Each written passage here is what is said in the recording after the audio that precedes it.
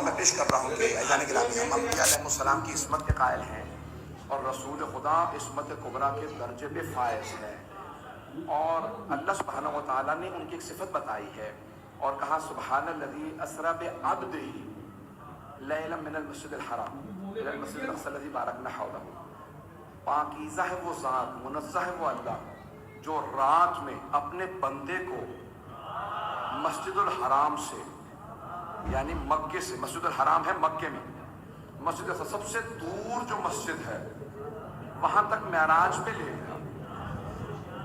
تو ہمارا عقیدہ معراج سے متعلق یہ ہے کہ رسول خدا کو جسمانی معراج ہوئی ہے، خواب میں نہیں ہوئی، خواب میں نہیں دیکھا تھا۔ اب یہ بعض مسلمان کہتے ہیں کہ نہیں ہمارا مسئلہ نہیں ہے، کیونکہ ہمیں ام المومنین نے بتایا اور ام المومنین نے کہا کہ نہیں، رسول خدا اس رات میرے حجرے میں تھے اور کنڈی ہل رہی تھی، پانی بہ رہا تھا وضو کا، اور رسول خدا گئے واپس آ گئے۔ اس کے مطلب ہے جسمانی معراج نہیں تھی، روحانی معراج تھی، صرف روح گئی تھی رسول خدا کی۔ میں کیسے مان لوں ایسی روایت کو کہ جو جس نے نسبت دی ہے، کیونکہ وہ تو جھوٹ نہیں بول سکتی ہے۔ اب جس راوی نے نسبت دی ہے نا ایک ام المومنین سے کہ وہ کہہ رہی ہے میرے حجرے میں تھے، بھائی پیغمبر کو قرآن کہہ رہا ہے کہ مکے سے مسجد الحرام سے پیغمبر کو معراج ہوئی ہے، مکے سے مسجد الحرام سے، اور ان کی شادی ہوئی ہے مدینے میں۔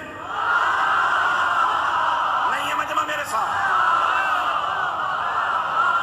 ان کی شادی ہوئی ہے مدینے میں، پیغمبر کو معراج ہوئی مکے میں۔ تو مکے میں جب ان کی شادی ہی نہیں ہوئی تھی پیغمبر سے، تو کیسے کہہ سکتی ہے میرے حجرے میں تھے؟ بات واضح ہو گئی ہے؟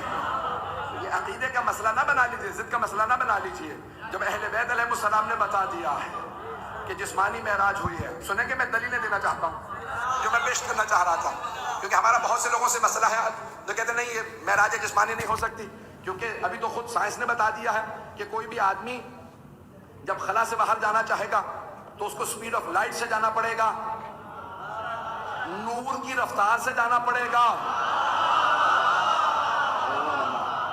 میں معراج میں ایسے نہیں پڑھوں گا، ایزان گرامی مجھے پورے مجمع کی توجہ چاہیے۔ تو وہ کہتے ہیں نا اسپیڈ آف لائٹ سے جانا پڑے گا تبھی انسان خلا سے نکل سکتا ہے، معراج ہو ہی نہیں سکتے جسمانی۔ تو پیغمبر جسم کے ساتھ نہیں گئے، روحانی معراج رہی ہوگی، خواب میں دیکھا ہوگا یا روح چلی گئی ہوگی۔ عزیزان گرامی بھائی یہی تو ہمارا اور ان کا اختلاف ہے۔ وہ کہتے ہیں وہ جسم تھے، جسم خاکی تھا، ہم کہتے ہیں نور تھے۔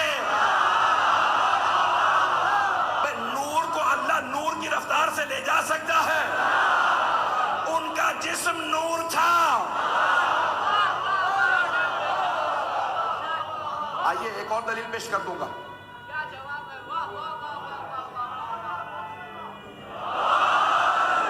سنیں گے نا حضرات؟ سارا مجمع چلے گا؟ ابھی میں نے ایک دلیل دی ہے، پنجتنی بنانا چاہتا ہوں پوری مجلس کو۔ معراج جسمانی ہے رسول خدا کی۔ تو آئیے ذرا، تو پیغمبر اسلام معراج پہ گئے، پوچھا صحابہ نے یا رسول اللہ آپ نے فرمایا کہ میں معراج پہ گیا تھا۔ اب سب آنے لگی، یا رسول اللہ بتا سکتے آپ کیسے گئے تھے؟ کہا میں براق پہ گیا تھا۔ کس پہ گئے تھے؟ براق پہ گیا تھا، بے رے الف قاف، براق برق سے ہے،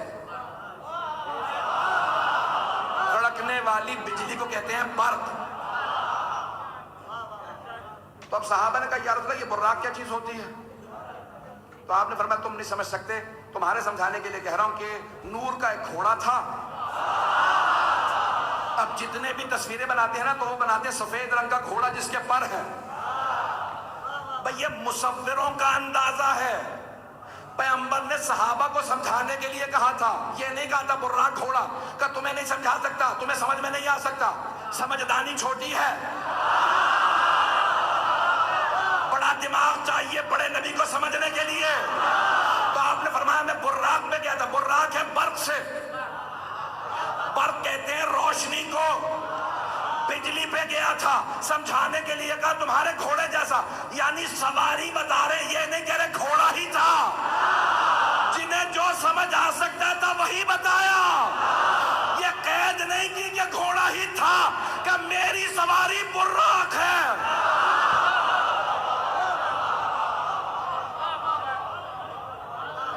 میں گئے. کہ پہلی دلیل، دوسری دلیل براق، تیسری اب آئیے ذرا سبحان الذی اسری بعبدہ لیلا، رات میں اس نے سفر کرا ہے. روح کو دن اور رات نہیں ہوتی. تو اٹھائیے فلسفہ، تمام فلسفے کتابوں میں لکھا یہ جتنی بھی چیزیں ہیں، مقدار ہے، ریلیٹیوٹی ہے، گریویٹی ہے، زمین میں کشش ثقل ہے، یہ سب چیزیں زمین اپنی طرف کھینچتی ہے. یہ سب جسم کے لیے، روح کے لیے نہیں ہے. توجہ ہے یا نہیں ہے؟ روح کے قوانین بدل جاتے ہیں. فزکس کے قانون روح کو لاگو نہیں ہوتے. یہ نہیں کہتے یہاں سے وہاں تک زمین روح کو نہیں کھینچتی، جسم کو کھینچتے. توجہ ہو، اب اللہ کہہ رہا رات میں لے گیا تھا. جس روح کو رات ہی نہیں ہے، دن ہی نہیں ہے، اس کا مطلب ہے جسم کے ساتھ گئے تھے. اور تیسری دلیل سن لیجیے، مجھے بھی یاد بھی نہیں ہے کہ تیسری چوتھی جو بھی دلیل ہے. کہا لیل من المسجد الحرام الى المسجد الاقصی، مسجد الحرام سے مسجد اقصی تک. یہ سے اور تک فزکس میں آتا ہے، جسم کے لیے آتا ہے، روح کے لیے نہیں آتا، عقل کے لیے نہیں آتا. انٹینجبل چیزوں کے لیے یہ نہیں کہا جاتا. دماغ میں آپ کے آ گیا، کہاں سے کہاں تک آیا، پتہ نہیں لوگ ہیں یا نہیں ہے. جب انسان عقل کی روح کی بات کرتا ہے تو کبھی نہیں کہتا کہاں سے کہاں تک. یہ ساری چیزیں جسم سے وابستہ ہے. میں کراچی سے گیا، حیدرآباد سے واپس آ گیا. یہ سے اور تک جسم کا ہے، روح کا نہیں ہے. میں نے تو فزکس سے، فلسفے سے، سب چیزوں سے ثابت کر دیا. فلسفے کی روح سے سب سے پہلی مخلوق کو کہا جاتا ہے صادر اول. میں نے عربی کی اصطلاح کو لیا، the first creation، سب سے پہلی مخلوق اول، نور اول. سب توجہ. اگر کہیں گے میں یہیں ختم کر دوں، 2 سے 4 منٹ 5 منٹ بس، زحمت تمام. اسی کو سن لیجیے، آج کی مجلس ہو گئی. فلسفے کی روح سے کہتے ہیں صادر اول، نور اول علم کلام میں، نور محمدی عرفان میں، اور مختلف الفاظ مختلف علوم کے اندر. فلسفے میں کہتے ہیں صادر اول، جو سب سے پہلے صادر ہو خالق سے، وہ نور ہے. سب سے پہلی چیز بنا رہا ہے تو وہ کیا بنائے گا؟ نور بنائے گا. توجہ ہو، اب اگر اس کے اندر کوئی کمی ہو مخلوق اول میں تو وہ اس کی کمی نہیں ہے. اگر اس میں کوئی نقص ہو، کمی ہو، تو وہ اس مخلوق اول کی کمی نہیں ہے، بنانے والے کی کمی ہے. بھئی اس نے یہ سب سے پہلی مخلوق بنائی، کوئی ناقص. اس کا مطلب ہے کہ پہلی مخلوق کو کمال مطلق ہونا چاہیے. اب سمجھ میں آیا کہ پیغمبر اسلام نے فرمایا انا وعلی من نور واحد، میں اور علی ایک ہی نور کے 2 ٹکڑے ہیں. اس اللہ نے ایک مرتبہ نظر رحمت ڈالی، نور خلق ہوا. اس نے اس نور کے 2 ٹکڑے کیے. ایک کو مقام محمود پہ رکھا، نام محمد رکھ دیا. دوسرے کو مقام اعلیٰ پہ رکھا، نام علی رکھ دیا. پھر اس پہلے نور سے ایک اور نور خلق کیا، اس کا نام فاطمہ رکھا. پھر اس فاطمہ کے نور سے 2 نور اور خلق کیے. ایک کا نام رکھا حسن، دوسرے کا نام رکھا حسین. پھر اس حسین سے 9 انوار اور خلق کیے. کوئی سجاد بنا، کوئی باقر بنا، کوئی صادق بنا. چلتے رہیں گے، چلیں گے نا. کہ پھر پہلے نور سے اللہ نے عرش بنایا،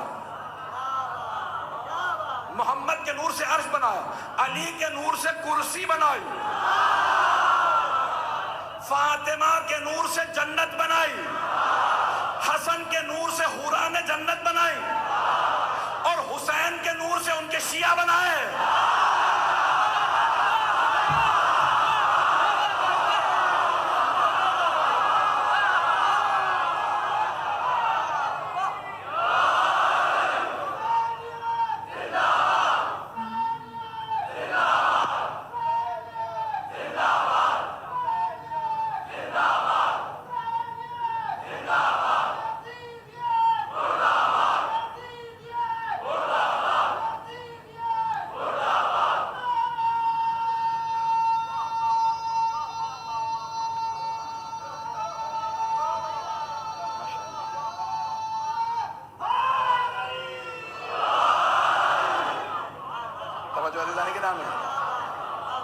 اب سمجھ میں آیا ہم کن کے ماننے والے ہیں. ایک جملہ روک کے کہہ رہا ہوں، جبکہ یقین مانیے کہ مجھ میں بالکل طاقت نہیں ہے نہ پڑھنے کی نہ بیان کی، لیکن ایک جملہ اگر نہیں کہوں گا تو میں خود مطمئن نہیں جاؤں گا. اپنے اطمینان قلب کی خاطر یہ جملہ پیش کر رہا ہوں. اب اگر آپ بھی چاہتے ہیں کہ مجھے اطمینان پوری طرح سے مل جائے تو اتنی ہی محبت سے سنیے گا، اور اگر دل کو لگے تو بولیے گا، نہیں تو خاموش بیٹھے رہیے گا. تو آپ حوالہ دے رہا ہوں، کتاب کا نام ہے مصباح الہدایہ. کتاب کا نام ہے مصباح الہدایہ. ہدایت کو کہتے ہیں، مصباح کہتے ہیں چراغ کو. کتاب کے مؤلف امام خمینی، کتاب کا نام ہے مصباح الہدایہ فی الخلافۃ والولایہ. کچھ لوگ تو سننے کے موڈ میں ہیں، تو وہاں سے جملہ پیش کر رہا ہوں. کہ یہ جو زیارت وارثہ میں امام صادق کا جملہ آیا، اشہد انک کنت نورا فی الاسلاب الشامخہ والارحام المطہرہ، میں گواہی دیتا ہوں آپ کا نور پاک سرگوں سے پاک رحموں میں منتقل ہوتا رہا. کہ تو جب جناب آدم دنیا میں آئے نا تو اللہ نے ان کے ساتھ 13 انوار بھیجے تھے، 14 نہیں. مصباح الہدایہ میں ہے، اللہ نے 14 انوار نہیں بھیجے، 13 بھیجے، 13 نور بھیجے. کہ وہ 13 انوار چلتے رہے جناب آدم کے ساتھ ساتھ. سارے انبیاء کو تقویت تھی ان 13 انوار سے. وہ 13 انوار چلتے رہے یہاں تک کہ آنے کے بعد جناب عبد المطلب کے بعد وہ 13 انوار 2 حصوں میں تقسیم ہو گئے.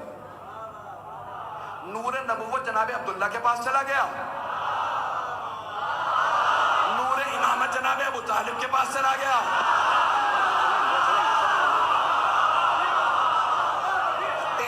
سارے مجمع کی توجہ ہو، کیا 13 انوار تھے، 13 انوار. ایک نور، نور نبوت جناب عبداللہ کے پاس چلا گیا. اب سمجھ میں آیا جناب ابو طالب. 12 انوار جناب ابو طالب کے پاس چلے گئے جو نور امامت تھے. کیا ایک نور پھر بھی یہاں نہیں آیا تھا، وہ ابھی تک وہیں پہ تھا، عرش پہ. اس نور کو دنیا میں لانے کے لیے پیغمبر